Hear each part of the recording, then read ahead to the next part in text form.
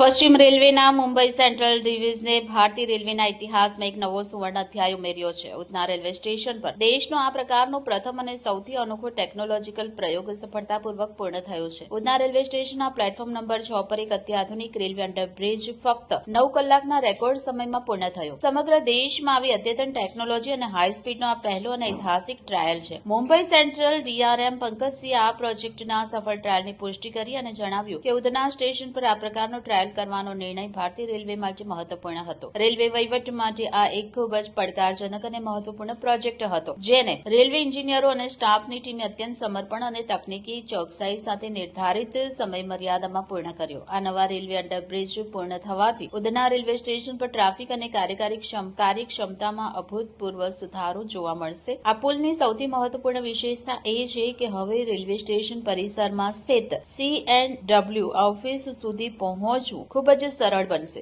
Railway કર્મચારીઓ, અધિકારીઓ અને સંબંધિત કર્મચારીઓ હવે કોઈપણ મુશ્કેલી વિના તેમના 2 પૈડા અને 4 પૈડાવાળા વાહનો પર સીધા CNW ઓફિસ સુધી પહોંચી શકશે. પહેલા વાહનોની સુવિધા ન હતી અને ચાલવું પણ એક મોટો પડકાર હતો, જેના પરિણામે સમયનો બગાડ થતો હતો. ગતિશીલ રેલવે ટ્રાફિક વચ્ચે આ સફળ ટેસ્ટ ડ્રાઈવ ભારતીય રેલવેના અન્ય વિભાગો માટે પણ એક સીમાચિહ્નરૂપ સાબિત થશે. રિપોર્ટર અભિષેક પાનવાલા, आजाद मीडिया लाइव, सूरत.